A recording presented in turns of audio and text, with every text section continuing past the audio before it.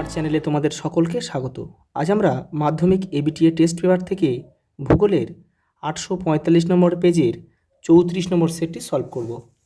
দেখো প্রথম প্রশ্ন কী দিয়েছে দেখো, দুটি কেটলের মধ্যবর্তী উচ্চভূমি নব নামে পরিচিত। প্রধান গ্রিনহাউস গ্যাস কোনটি? CO2। সাহারা মরুভূমির লবণাক্ত হ্রদকে শর্টস বলে।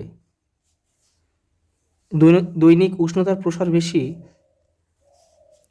মরু অঞ্চলে, আর সবচেয়ে কম হচ্ছে নিরক্ষীয় অঞ্চলে। ভারতের ক্রান্তীয় চিরহরিত অরণ্য দেখা যায় আন্দামান নিকোবর দ্বীপপুঞ্জ। বিহার উত্তরপ্রদেশের কৃষক পর্ণমোচী, রাজস্থানে মরু উদ্ভিদ দেখা যায় কিন্তু। একটি চিকিৎসা সংক্রান্ত বর্জ্য হচ্ছে ইঞ্জেকশনের সিরিঞ্জ। পড়াটা দেখো, ট্রোপোগ্রাফিক্যাল মানচিত্রের সমোন্নতি রেখার রং বাদামি। মরাকোটালের সময় চাঁদ ও সূর্য পৃথিবীর সাপেক্ষে অবস্থান করে 90 ডিগ্রি কোণে। আচ্ছা, গ আমাদের উত্তর। পরেরটা দেখো, তৃষ্ণার্ত ফসল বলা হয় ধানকে। গ উত্তর, অপশন গ। উষ্ণ ও শীতল স্রোত যে স্থানে মিলিত হয় তাকে বলে হিম প্রাচীর। খ উত্তর। পরেরটা দেখো, মৌসুমী বিস্ফোরণ প্রথম দেখা যায় কোথায়? কেরলে। পরেরটা দেখো, পশ্চিমবঙ্গের সর্বাধিক গুরুত্বপূর্ণ তথ্য প্রযুক্তি শিল্পকেন্দ্র হল সল্টলেক সেক্টর 5। ভারতের বৃহত্তম বন্দর হল মুম্বাই। ঘ উত্তর। সংযোজন ভিত্তিক শিল্পটি হল মোটর গাড়ি। পরেরটা দেখো, বিভাগ খ। দেখো, শুদ্ধ অশুদ্ধ ঠিক যেমন নির্দেশ দেবে তেমনভাবে কিন্তু তোমাদের করতে হবে। শুদ্ধ হলে সু লিখবে, আর অশুদ্ধ হলে অ লিখবে। দূষিত বাতাসকে স্ক্রাবারের সাহায্যে পরিশ্রুত করা হয়, এটা শুদ্ধ। কৃত্রিম উপগ্রহ থেকে ডিজিটাল তথ্য পাওয়া যায়, এটাও শুদ্ধ। পশ্চিমঘাট ও নীলগিরির মধ্যে ফাঁকটি হলো পালঘাট, এটা শুদ্ধ।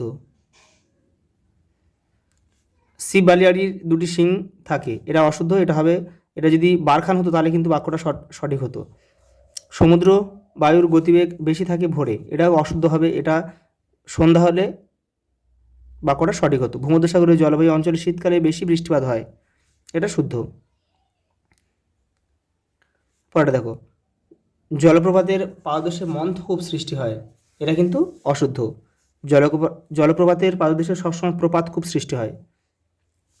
পরেরটা দেখো, শূন্যস্থান পূরণ করো। হুর পুরো নাম কি? World Health Organization. দেখো, NRS এর সদর দপ্তর কোথায় অবস্থিত? হায়দ্রাবাদ।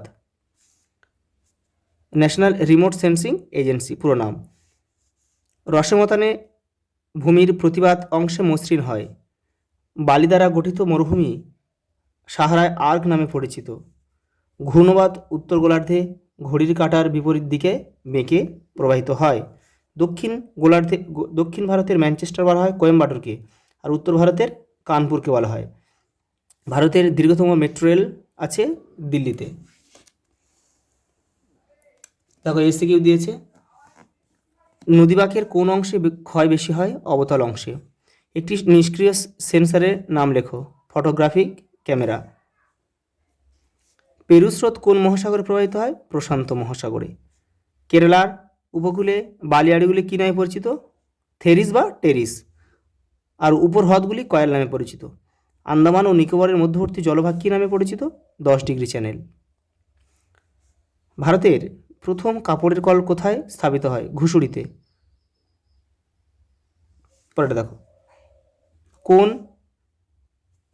কোন নদীর মিলিত প্রবাহের নাম ব্রহ্মপুত্র?